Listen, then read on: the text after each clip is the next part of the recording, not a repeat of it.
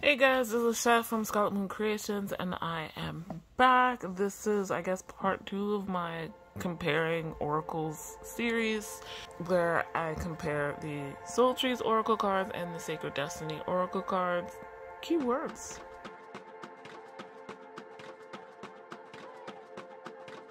Hey guys, what's up? So this is like me filming the same night I filmed part 1 of this series, so yeah.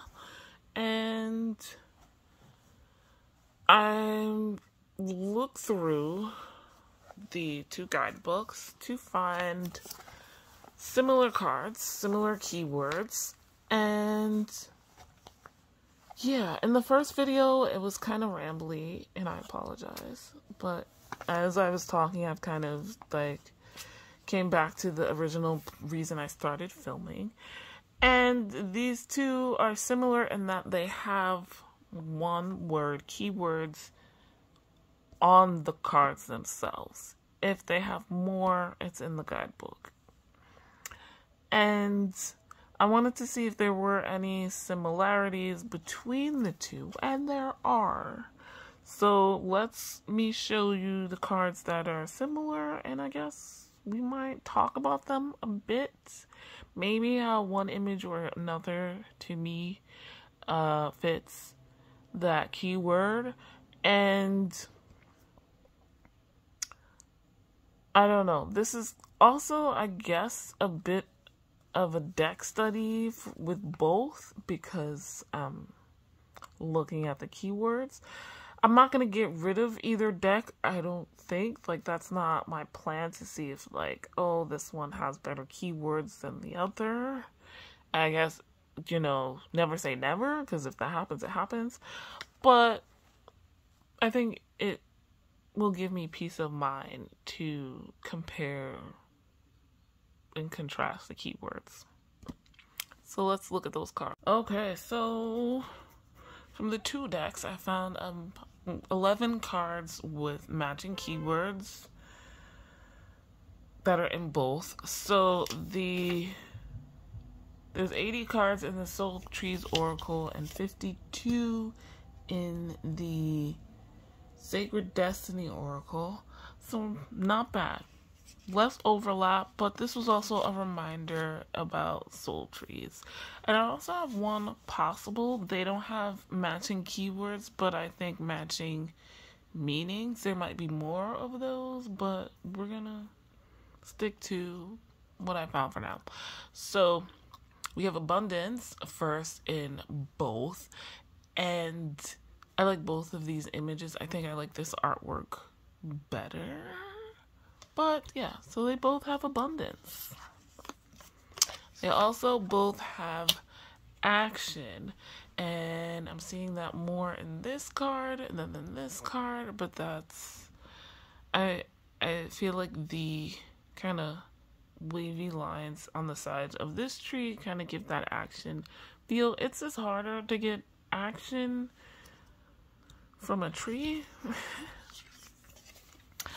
They both have adventure or adventures. Again, kind of an action-oriented word. You get that more from the artwork in the Sacred Destiny card, but I think all the colors in this tree kind of give that adventure feel. However, there are a lot of trees with various colors in this deck, so again, this is just like for funsies. Neither deck is better, or neither card is better than the other. Change both showed up, and this was definitely a weird one, but this is also a weird tree as well. Like, not something I think you really see in nature. Freedom in both. Freedom in both. Love in both. Now this is absolutely expected, and I think you can see the similarity in colors here that tell you they both fit or have similar backgrounds for drawing from. Release which I find interesting. So this one has a tree on it as well. This, I think, if we look at autumnal scene, this one looks very spring-like, but these are both where the equinoxes are, the spring equinox and the autumnal equinox, times of change, and the spring and autumn are kind of like the in-between seasons, if you will. If you think about summer and winter being the more extremes, spring and autumn tend to be the balance. But yeah, I can see a release happening in different ways. The release from winter and the release from summer. Transformation, again, one that I think is a keyword that's expected. This one having to be more artistically shown, but I like that. And this having the symbol of the butterfly definitely expresses that well. Trust. Now, another where they're both like, if I were just looking at these images, I would not think trust. And this guidebook gives you some kind of background of why this image is the way it is.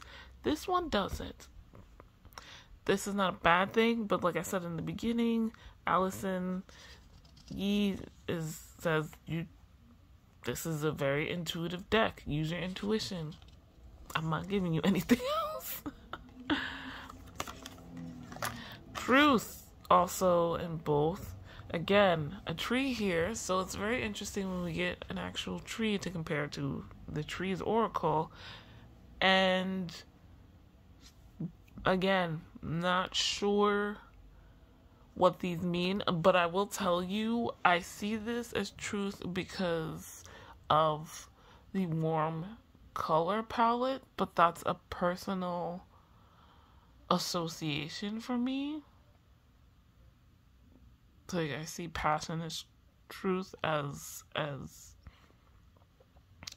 expression, outward expression.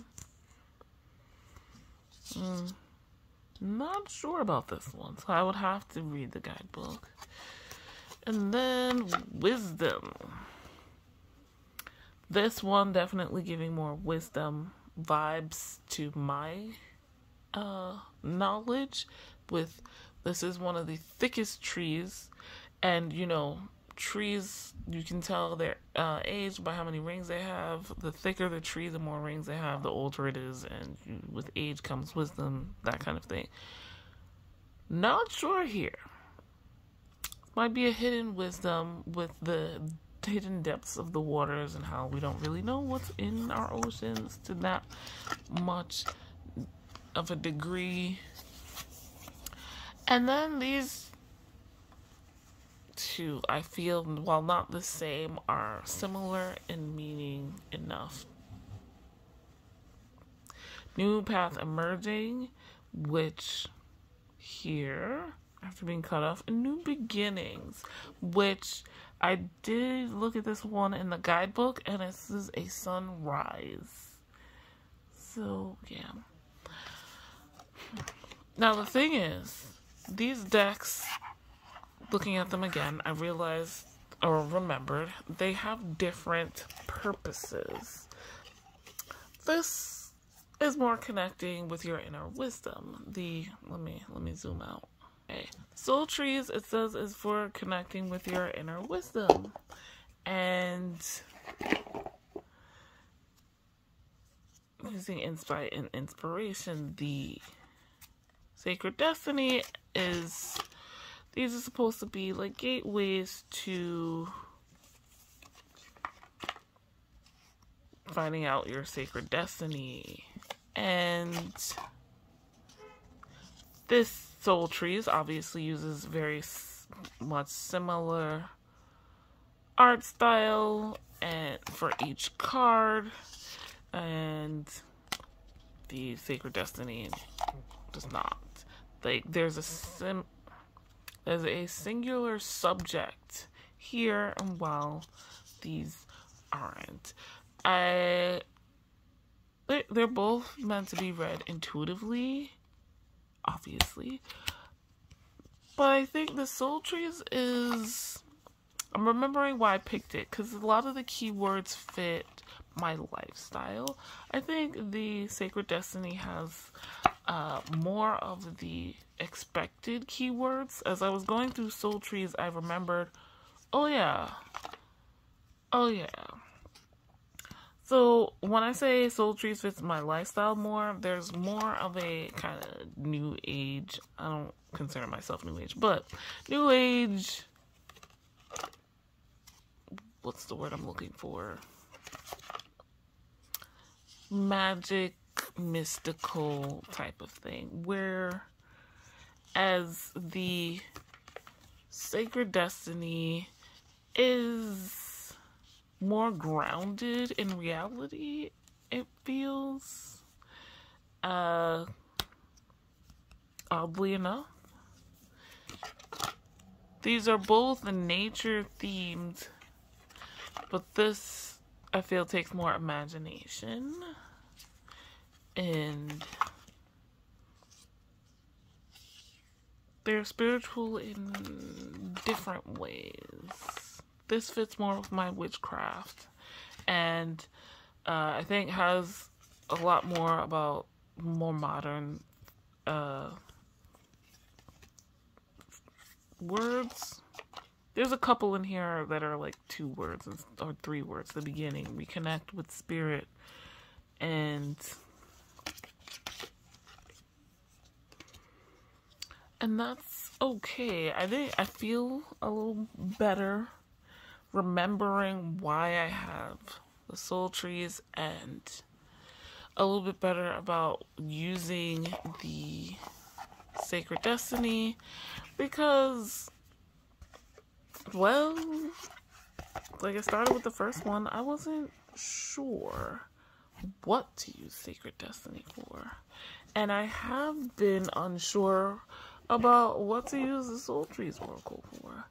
But they both have a comforting aspect that